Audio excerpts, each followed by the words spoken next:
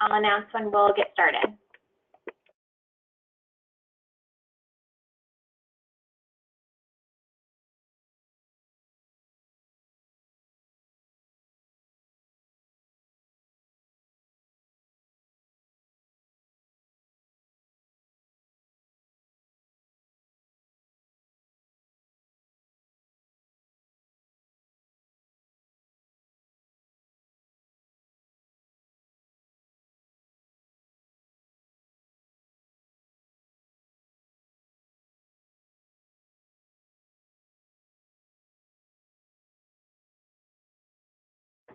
We still have a few more people joining, so we'll get started in about 30 seconds.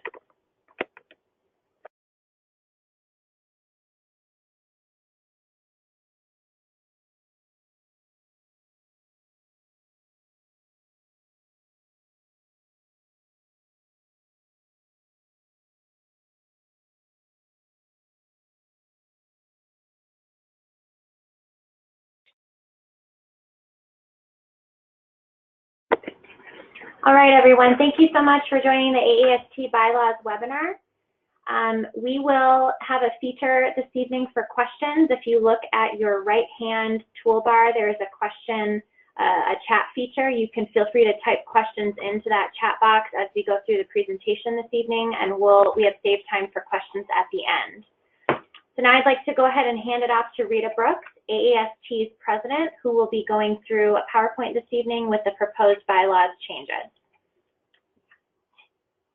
Good evening, everyone, and thank you for joining us for this presentation. We're going to be recording this, and it will be on the website and available for anyone who didn't make this webinar. But I want to talk today about what we can do to ensure our success for tomorrow.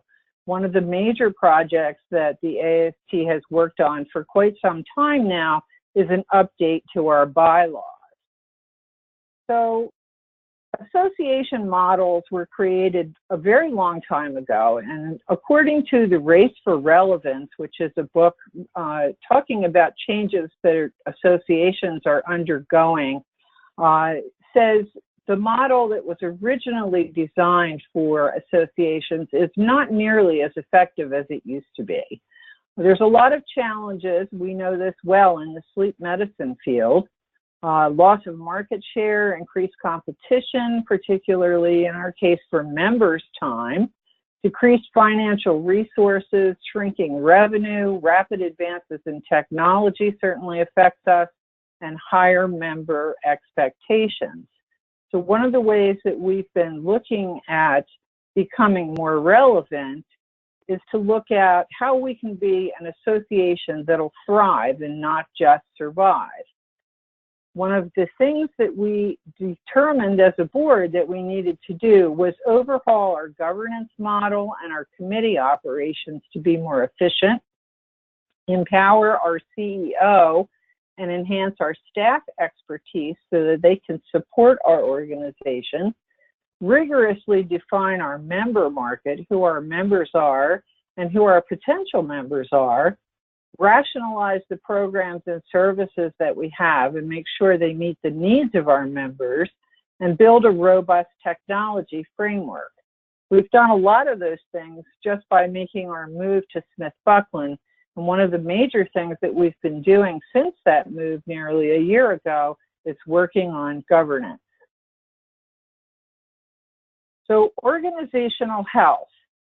We're trying to assess the organizational health of the AAST and make sure that the board has a consensus on how we move forward. So when we're healthy as an organization, we feel that we can do the best for our members. So some of the things that we've been asking ourselves as the board is, why do we exist? How do we behave? What do we do? How are we going to succeed? And what is most important right now for us? And who is going to do what? We have staff to support us now, and for the very first time, we actually have an executive director, which we're very proud to have. So one of the things that we've worked on, and this has been an ongoing project for the AAST for about 6 years, is our bylaws.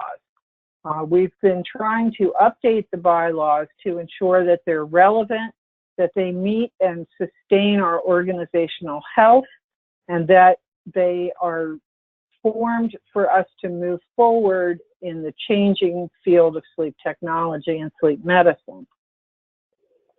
So some of the things that we changed were, we removed the address for the office. It's not required by law, and it allows for flexibility so that we can move headquarter locations if we need to, not that we plan to do that again anytime soon. We did a lot of housekeeping. One thing was moving Robert's Rules of Order to member activities. That's actually where it belongs. And we have added the chapter for purpose. So the purpose of the AAST is to provide a voice for the professionals to ensure the safe and accurate assessment, education, and treatment of patients with sleep disorders. We've broadened our purpose a little because we feel that our field is expanding. This is also required to be in our bylaws by the IRS. And I'd like to mention that in this process, there has been a committee of 6 people that worked on these bylaws a couple of years ago now. And we have had now 3 lawyers review these bylaws, so we know that they meet standards. Most recently, we've had a Smith-Buckland lawyer who is a professional in association law review these with us.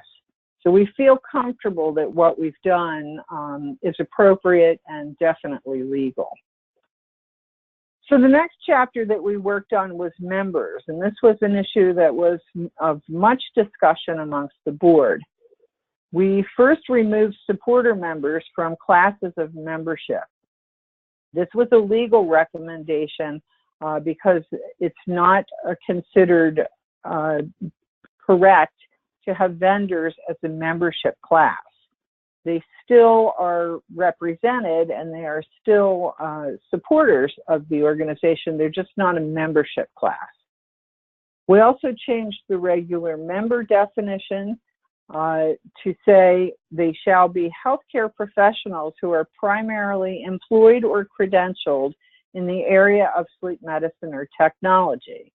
We're broadening our reach as we're seeing more and more people interested in what we do and joining us at least to partake in our education. We have added sleep medicine to the student membership definition to make it comparable with the regular member definition. And we removed the election of membership application. That is now represented in policy. So this basically does not belong in the bylaws. And we do have a policy that addresses how members are supposed to apply to join the organization. We have worked on some of the offices for terms of office, election, and duties. The president definition has changed such that the president is now not the person overseeing all matters of the organization. It's actually the board, and this is appropriate. The board is supposed to oversee all affairs of the organization. The president is a non-voting member of all committees, and the executive committee is who should decide who would be the spokesperson for the AAST if the president is not available. As far as vacancies go, if the president-elect and immediate past president are vacant for some reason, we have put some policies in place to address that. So if the president-elect position becomes vacant, the replacement should be appointed by the board. If the president-elect becomes vacant because the president-elect needs to move into the president role, the president-elect will remain vacant until the next nominations process. And if the immediate past president becomes vacant, the position will remain vacant until filled by the next president. So this is a smoother process for how we're going to deal with terms that are not currently filled for one reason or another, hopefully for short term only. We also talked about the board of directors and the executive committee meetings, special meetings. We had 10 days in the bylaws that were required in order to call a special meeting. We've changed that to 2 days notice if we have a conference call. So the way things are today, we can easily text or email or call people and get a meeting on the books in 2 days. We felt that this was appropriate. The executive committee authority was also clarified so that if something happens that needs to be addressed immediately, the executive committee has the authority to act on behalf of the board, as long as the board is informed, and only when it's an urgent matter. Board committees. We did a lot of work on the committees, and we're still undergoing a lot of changes with our committees and working with reorganizing committees to hopefully make them more effective and more productive, and to help those volunteers feel that they're as valuable as they truly are to our organization. We removed the committee on committees. That was actually the executive committee. And the bylaws now state that all committee appointees are going to be approved by the board, by the entire board. It also allows board members to sit on committees if it's appropriate and if they're qualified, i.e. if we need their expertise. And as far as the bylaws, we removed all the listings of the committees, all the names of the committees. This gives us the flexibility to add and change names of committees as we evolve without having to change the bylaws. It's a long and difficult process. As I said earlier, it's taken us almost 6 years to get to this point. So what we tried to do was to move what should be in policy into policy, and to clean up the bylaws and make them appropriate for hopefully a long term. So meetings of the AAST, this is where we moved the Roberts Rules. Roberts Rules are the standard for conducting members' meetings. It was apparently in the wrong place in our bylaws, and it does belong there, but according to our legal counsel, this is where it actually belongs. We do use Roberts Rules as our standard for member meetings, but not for every single affair of the organization. Chapter 8 was the discipline procedures. These are going to be addressed in policy. So this is a rather straightforward. Discipline policies will be addressed in policy. We've taken out all the details because it's very difficult to predict what might happen and how we might need to respond. So this, again, gives the board flexibility. Chapter 9, funds, dues, and assessments. We simplified the language for annual dues and moved the previous language that was in the bylaws to policy. Again, this gives us flexibility to adjust the dues structure and do things like offer promotions or special categories like a corporate membership or something along those lines. Elections, Chapter 10. We've made a number of changes here. Primarily what we're doing is working on a slate process, which is pretty much the standard in most associations today, to have a nominations committee put together a slate of candidates to put forward to the membership. There will also still be a write-in ability, and membership will have 20 days to submit a write-in that represents 10% of the membership. So the board worked with a governance consultant and our legal counsel to review our nominations process to make sure that it aligns with best practice. We have recommended this shift in how we conduct the nominations process to move to the nominating committee and a slate process, and we are actually using that process as we speak. This is going to allow us to look at the strategic plan, provide a specific charge to the nominating committee to secure people with the right skill set and background, to help fill the gaps on the board, to make sure the right people are on the board to carry the organization forward. There also will be, again, an ability to petition the slate. We want to make sure that we're a competitive organization, and this positions us to grow and adapt as things are changing in healthcare and in the association environment, and specifically in the AAST, as well as to execute our strategic plan. It focuses on a board of directors that is a high-performing team.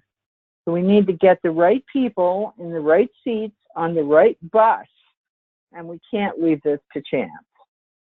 We think this is a better way, and we're willing to try it. We're hoping and think that it will work. Again, under miscellaneous, we removed the reference to Robert's Rules of Order.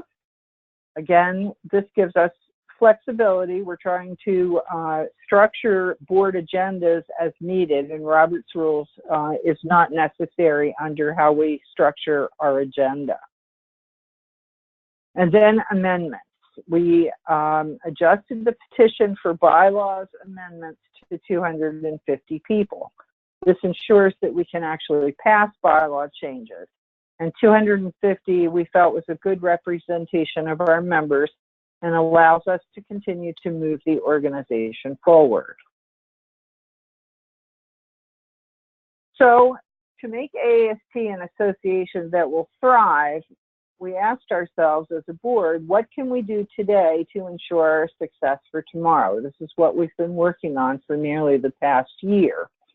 We've been very fortunate to have an excellent governance consultant with us at Smith Buckland, and also our management team, including our executive director, to help us learn a lot about governance of an association and to help us walk through this suggested change in our bylaws.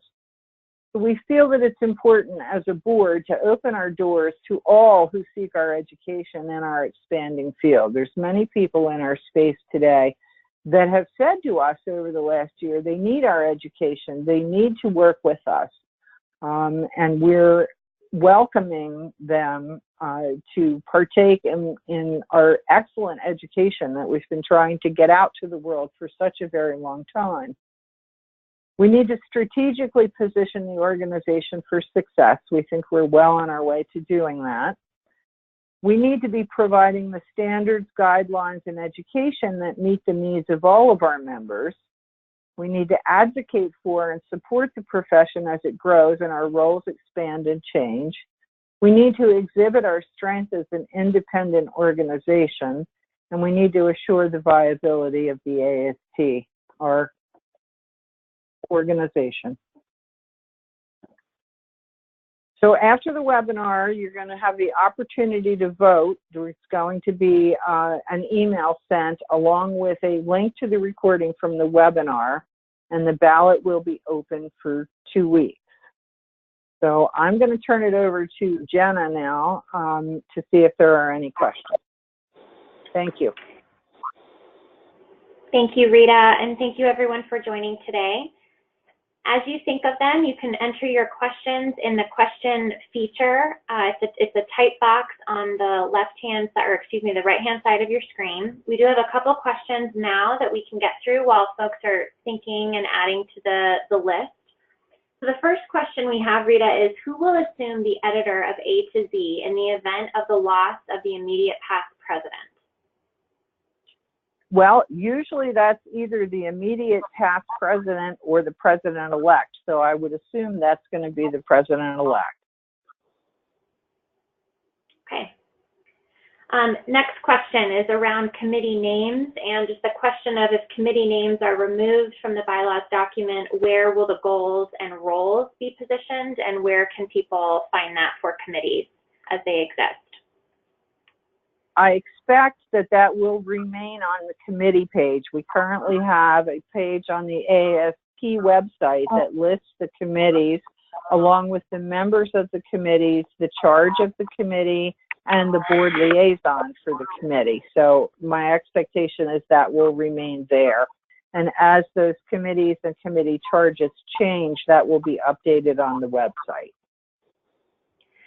Yeah, Rita, this is Abigail. I just wanted to add some additional context as well. So as Rita mentioned, we're doing a committee reorganization and ensuring that the committee charges and objectives roll up to the strategic plan that the board is working on. They're in the draft 1 stage of their new strategic plan that will roll out here later in the year. And what we'll do for each committee, once we finalize what changes we're going to make, is we'll create some charter documents. And the charter documents outline everything you need to know about the committee. So they serve as a tool for new committee members so that they have a document that outlines everything they need to know in one place. And that document outlines objectives, expectations. If they have a resource page on the website, the link for that. And it really will just be a kind of an internal tool for our committee members as well that will also support the listing on the website, but it will just be a little bit more robust of a document that outlines what the committee's objectives are for the year, and there'll be living documents that will change, as the strategic plan evolves and the direction that the board sets. So I just wanted to add that piece as well. So we are thinking ahead to how we'll document the work that the committee is doing. Thanks, Abigail. Yeah, we'll also still continue to have some task force for specific tools and projects that we're working on. Okay, so thank you, Rita. Our next question is a process question just about reimbursement for travel expenses. So if there are members who serve in roles as board members or committee members, will they receive reimbursement for travel expenses to meetings? To AAST meetings that they're asked to participate in or represent AAST at, that is typically yes. Yes. Okay. Next question is another process question, which I can actually answer. There's a question about the 250 people in order to approve bylaws changes. That was the number recommended by the attorney that we worked with in this review process. So that was reviewed by legal counsel. Thank you, Jenna. Okay, we have a couple more questions. Please feel free to keep submitting as they come up. Next question, is there a way to make suggestions to the bylaws changes, i.e. requiring officers to be credentialed in sleep medicine or technology? At this point, we are not making any further changes. This has been through several legal reviews, but we certainly will take suggestions for a future change in the bylaws.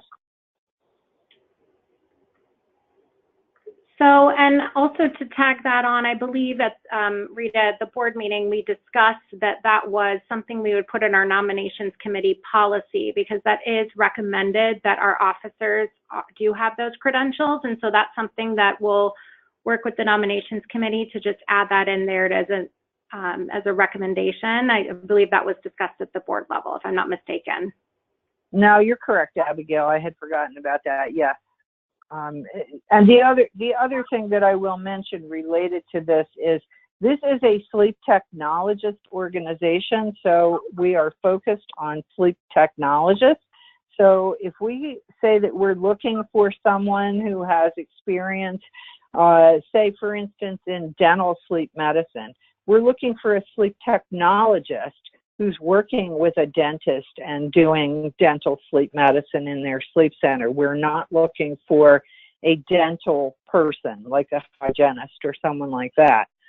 We certainly are offering our education to dental hygienists or medical assistants or nurse practitioners or anyone out there that's interested in our education. But when we're talking board and committees, we're talking sleep technologists.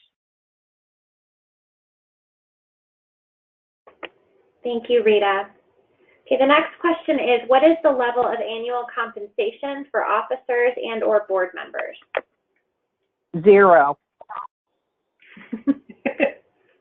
Easy. This is a volunteer position, regardless of whether you're on a committee, a task force, or on the board. There is no compensation for it. We're all volunteers. Great. Okay, next question. Are there committees specific to development of the upcoming conference? And if so, what kinds of tasks does this committee oversee? That would be the program committee, and they pretty much put the meeting together, as well as participate in the meeting as moderators, introducing people at the meeting. Our program committee is a very robust committee, and they've been working really hard on our first independent AAST annual meeting coming up in September. So they're some of our busiest volunteers. So yes, there is a program committee, and our volunteers work very hard. Thank you. Our next question is about the regular member. Rita, can you define a little more broadly what the regular member includes, and can it be a non-sleep technologist? It's anyone who's working primarily in the field of sleep medicine. So yes, it can be a non-sleep technologist. That does not mean that a non-sleep technologist will be able to sit on the board, however. They will be able to be a volunteer. They will be able to, participate as a member in member events and things like that. But we're opening it up because we feel there are others out there who do want to become members of this sleep community, as we're trying to open our doors to the sleep community. I hope that answers the question.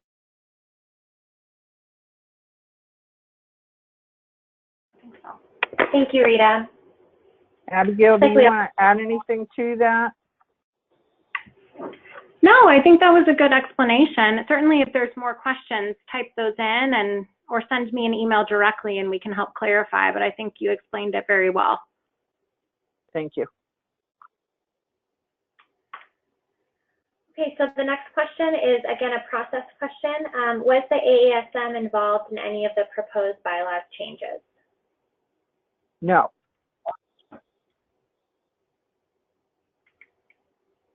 Okay, we're getting a couple more. Just give me a couple seconds, Rita.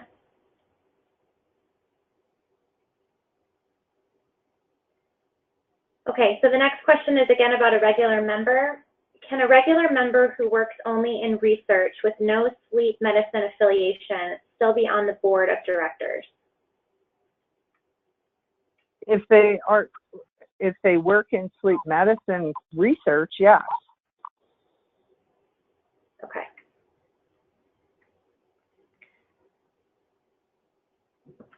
And then the other thing that, I would mention too is with this new nominations process, the board is taking a look at the strategic plan and evaluating exactly what they need as far as skill sets and competencies and experience. And so each year, the board will give a charge to the nominations committee that will outline exactly what they feel they need to accomplish the organizational strategic plan. And the nominating committee goes out and finds those individuals. And so the board has put some requirements about the types of individuals that they would allow to sit there. Certainly, they want to make sure that they are credentialed in sleep medicine, and certainly our officers must be, per the previous question, but they've provided some parameters to ensure that we still are sleep medicine focused, but we're also looking for the right type of people to serve in these roles. And each year that might change based on the strategic plan. So it's just a different approach, but it really is the board that understands the direction that the organization needs to go and who they need to find to carry that organization forward, and they will provide that guidance to the nominations committee, and then certainly the members will have an opportunity to weigh in and to prepare their write-in should they disagree. But I just wanted to explain the process a little bit more as to what that's going to look like. We're seeing a lot of our associations move in this direction at Smith-Buckla, and we managed over 100 full-service associations, and this is becoming a common practice, and we've seen a lot of success with the organizations we've managed move this direction. Thank you, Abigail. That helped. So another question about the board of directors. This is related to the selection time frame and when that will be held each year. So it did shift this year from June to September with the annual meeting time frame, and the question is that shift a permanent change? I'm not sure that we're 100% sure of that yet, but we believe that our meeting is going to continue to be in the fall, so it's quite likely that it will be. And we have a question about the nominating committee. Will the nominations committee, is part of the mandate to include at least 2 viable candidates for each office? So I believe the question is trying to ask, will there be multiple candidates for each office for consideration? The slate process is basically asking the nominating committee to supply 1 person for each position. After going through a very thorough vetting process, so the nominations committee is receiving applications, and they will conduct several interviews with the candidates and evaluate them against criteria that's been established, outlining behaviors and competencies. And that they will make a recommendation that would first go to the board and then the membership. And then the membership will have an opportunity to provide their input at that time. So all candidates that have submitted or have been identified will undergo the same process, correct, Abigail? Correct. They'll all be evaluated against the same criteria. So Rita, there's a couple questions on the process for selection. Can you review the selection process for board members one more time, just for clarity? I'm not sure exactly what the question is. Abigail, can you enlighten me here? Yeah, so I think what the question is referring to is the election section of the bylaws, and how we're kind of we're shifting a little bit from an election to a selection process, where you know, what I had just explained about how the board is really evaluating what skill sets they need to accomplish their strategic plan for the year, and then giving a charge to the nominations committee to go out and find those people. And so we have an open call this year, and then the nominations committee also is inviting people to apply as well, which is something I don't know if it's been done formally in the past, but and then everybody that submits an application will be evaluated against the same criteria and go through, you know, a rigorous interview process and evaluation process with the nominations committee, and then they will recommend a slate based on that rigorous process that they go through. So instead of,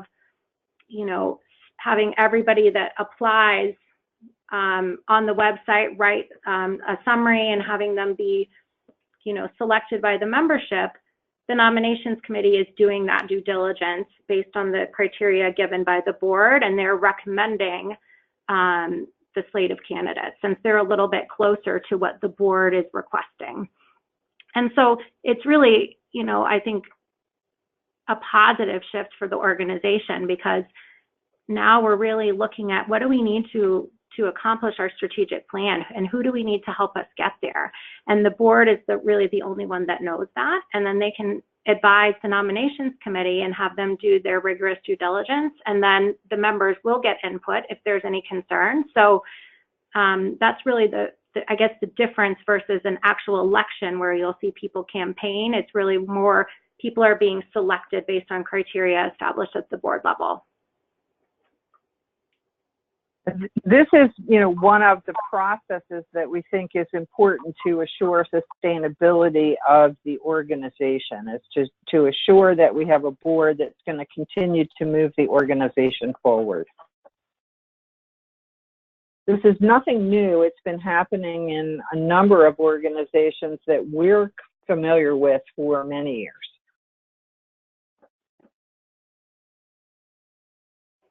Thank you, Rita. There's a question here on term limits. Does AAST have term limits for board positions?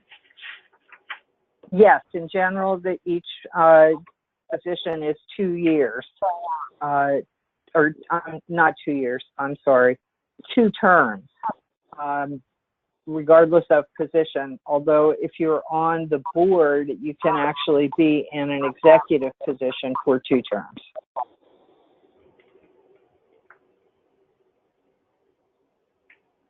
Okay, great. And that is spelled out in the bylaws that are posted on the website. So there's another question about the selection process that I think we've already addressed, but maybe there's a slight tweak here in the difference of the question. So what is the difference in selecting board open positions versus officer open positions? Well, there's one position that needs to be someone who's currently on the board, and that is president-elect. But the process is the same regardless of the position, including president-elect.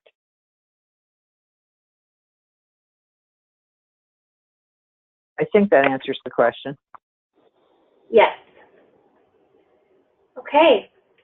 So we'll give it about another minute for any other questions. I believe we've addressed all the questions we've received so far.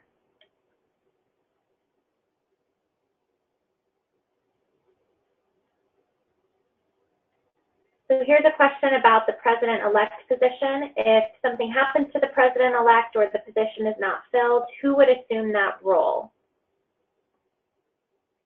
Well, it depends on whether there's, according to what I just read to you guys, if there's something happens to the president-elect, the board will appoint a president-elect until the next open election, unless that person has moved into the president's position, and then there would be a nomination for a president-elect. In other words, if something happens to the president and the president-elect moves into that position, then there will not be another president-elect until there's another nomination cycle for president-elect. It wouldn't be filled other than by nomination. If something happened to the president-elect and it had to be appointed, it would be appointed by the board.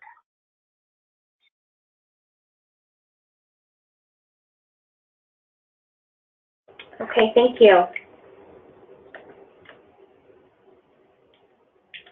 So again, we'll give it about another minute, and if there are no additional questions, we'll go ahead and end the webinar.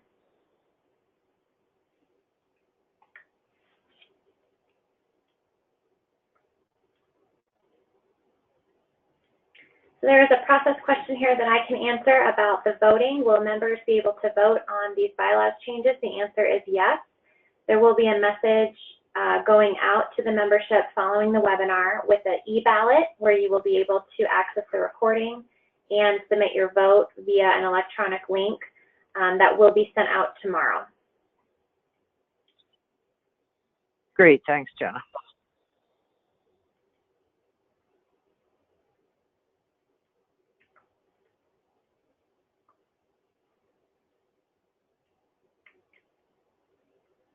Okay, at this point, I think we'll say thanks, everyone. We appreciate you joining, and please do vote when you get your link to vote. Thanks, everyone.